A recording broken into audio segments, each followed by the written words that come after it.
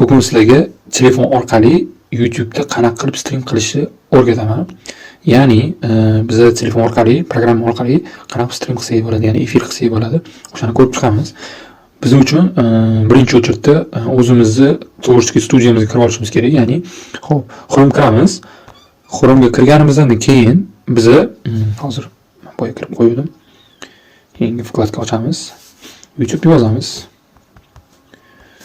YouTube yozishimiz kerak. Xo'p, bu o'zi kompyuter versiyasiga bo'lib qoladi. O'shani hozir o'zgartiramiz. Xo'p, birinchi o'rinda biz hozir buni o'zgartirishimiz kerak, ya'ni kompyuter versiyasiga o'zgartiramiz. Mana bu joyda versiya pk degan joyga bosib turib o'zgartiramiz. Hozir biz telefon versiyasida qilsak, u narsani ko'p narsasini ko'rsatmaydi. Ya'ni o'zimizning kanalimizga kirib oldik. Xohlasanglar mana shu yerdan создать degan joydan yoqib olsanglar bo'ladi. Boramiz, yana создатьga bosamiz. Создатьga bosganimizdan keyin начать трансляцию degan joyga bosamiz. Bosiladi. Bosilgandan keyin bizda mana уже efiri hamma narsa chiqyapti. Xo'p, hozir ozgina kutishimiz kerak. Internet juda yaxshi emas. Bizga kerak bo'ladigan narsa bu yerda efiri anaqasida mana bu ключ translyatsiya degan joy bilan URL translyatsiya degan joy kerak bo'ladi. Xo'p, buni o'zida mana bu default string key degan joyda xohlasanglar o'zingizlar ключ yaratsangiz bo'ladi, xohlasanglar o'zgartirsanglar bo'ladi. Yokida default system keyda, string keyda o'zi avtomatik o'zlari YouTube o'zi avtomatik chiqarib beradigan qilib beradi. Ya'ni mana bu yerda anaqani yoqib qo'ysak, mana bu ключi bo'ladi. Ключini hech kimga bermasa kerak. Bu ключ как nima desa bo'ladi.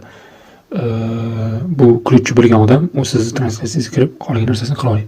Xo'p, bizga mana shu ключni kopировать qilishimiz kerak. Pastdagi bilan URL translyatsiyasi bilan. Xo'p, bizda yana bitta настройка nima qilishimiz kerak? Mana bu yerda standartni задержка ni o'zgartiramiz. Малый задержкаga nimaga bu narsani o'zgartirishimiz kerak?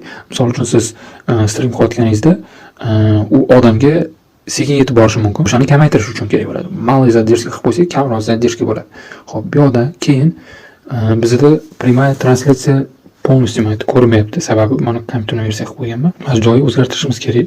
Название обязательно поле bo'ladi. Bu yoqda o'zingizlarning prямой efirlarini nomini yozasizlar. Bemalol o'zgartirib olishinglar mumkin. И pastda описание. Описаниесini o'zgartirib yozib qo'yasizlar.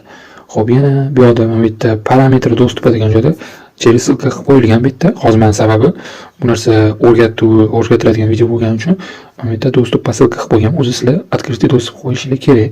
Ya'ni odamni ko'rish uchun xohlasanglar dostup по ссылка qilib o'sha kerakli odamga tashlab bersanglar bo'ladi.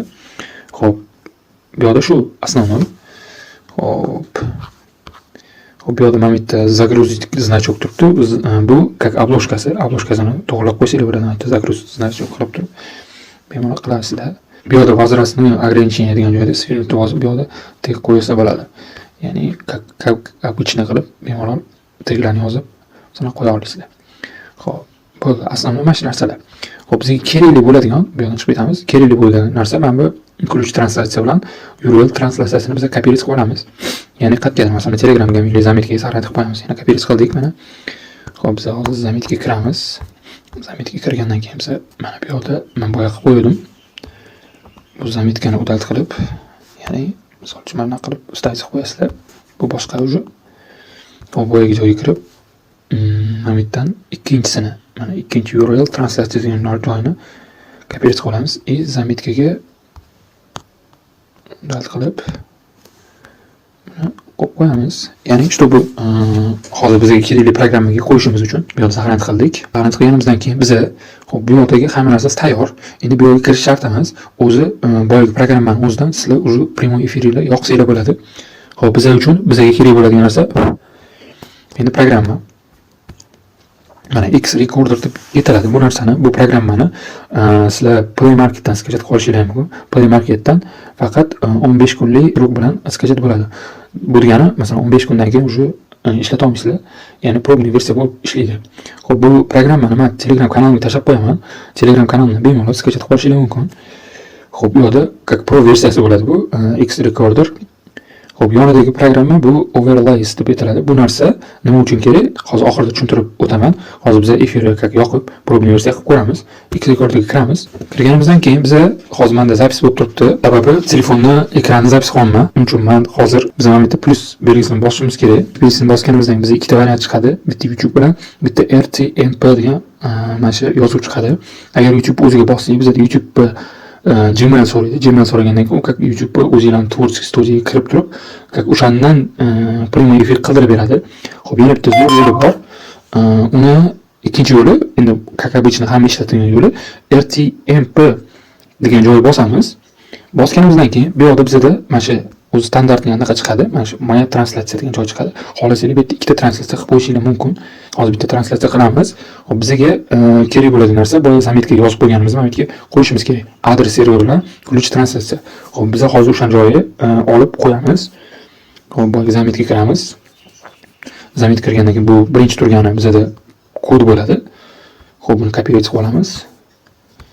Mana shu qo'yiladi bu kodi. Hop, tepasiga adres serveri kodi kiritiladi. Ya'ni mana bu serveri kodi kiritiladi. Kopiyalab qilamiz buni ham. Keyin bu yerga adres serverini qo'yamiz. Qo'yganimizdan keyin bizda уже boshlandi. Bu yerda hamma narsa уже mashina bosganingizdan keyin sizda prямой efir yonadi. Xo'p, bu yerda yana nastroykalardan biza nastroykaga kirib turib, xohlasangiz bu yerda расширениясini 1080 piksel qilib qo'ysak bo'ladi.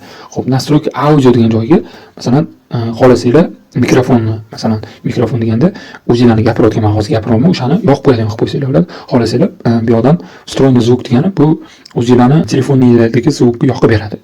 Xo'p, uchinchisi уже bu yerda sizlarda внутренний звук degani telefon o'zining zvuki, mikrofon yoqish anaqasi bo'ladi.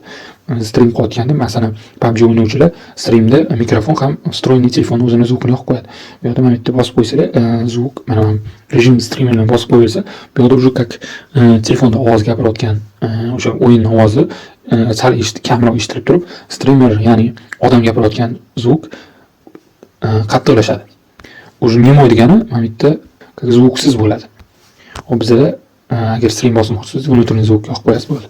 Qolgan narsasi eshitilmaydi. O'zi videoni o'zini zvuki qo'yilib, efir boshlanaveradi. Hop, bizga kerak. Hozir men как пробный versiya qilib qo'yganman. Встроенный звук bilan mikrofon yoqib qo'yishim mumkin. Hop. Bu yerda yoqildi. Yoqilgandan keyin bu yerda bu nomi translyatsiyani moya translyatsiya qilib xohlasanglar o'zgartirib qo'ysanglar bo'ladi. Nomini, masalan, bitta пробный qilib qo'ysangiz bo'ladi. Пробный versiya. Пробный efir. Ya'ni streamda. Xo'p. Saqlanib qo'yasiz. Bu yerda o'zingizning YouTube kanalingizda уже как bu пробный efir bo'lib chiqadi. Xo'p. Biza nazar qilib уже начинайте degan nimani knopkani bossak, уже bizda efir boshlanadi. Xo'p, mana bosdim. Уже server ulandi. Уже mana вы ведете трансляцию chiqdi. Xo'p, xohlasanglar mana masalan uchun o'yinni, qanaqadir o'yinni bosib turib o'ynasanglar bo'ladi. Bu уже translyatsiya ketyapti. Mana shu o'yinda katta translyatsiya bo'lyapti. Chiqmayapti. Bu o'yindan chiqib ketamiz. Biza endi bitta уже qildik. Qilganimizdan keyin, misol uchun, siz translyatsiya qilyapsiz, ya'ni efir yoki stream qilyapsiz. Stream qilayotganingizdan keyin уже siz o'chirmoqsiz. O'chirish uchun programmani o'ziga kirib turib, qizil knopkani bossangiz sizda o'chadi.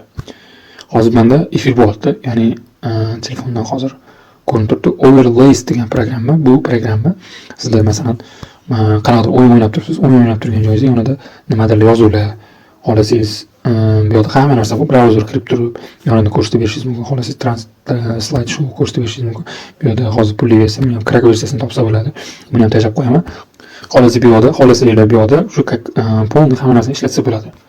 Xohlasangiz mana masalan donatli anaqalarni ham mashqga qo'yib turib bemalol ulasa bo'ladi. Masalan, bemalol akkumulyator hamma narsa ishlatsa bo'ladi. Telefoningizda vkladka ochib qo'yasiz, o'sha narsada. Bizda уже mana efir hozir ketyapti. Efir o'chirish uchun yana o'sha programmaga kirib turib, o'sha efirni o'chirsangiz bo'ldi. Уже sizda efir, ya'ni stream o'chdi. Xo'p, hammasi tayyor bo'ldi mana. O'sha hamma narsani ko'rib oldinglar. Bunaqa ma'lumotlarni agar yana nimadirlar qiziq bo'lsa, bemalol kommentariyada yoki Telegramdan kanalimdan bemalol savol berishinglar mumkin. Kanalimga a'zo bo'lib qo'yinglar, ya'ni podpisatsiya bosib qo'yinglar. Agar qanaqadir ma'lumotlar, qanaqadir krim qilish, yana boshqa har xil kanal tarixini o'qish, yana har xil ichi bo'yicha mana shunaqa ma'lumot berib boriladi.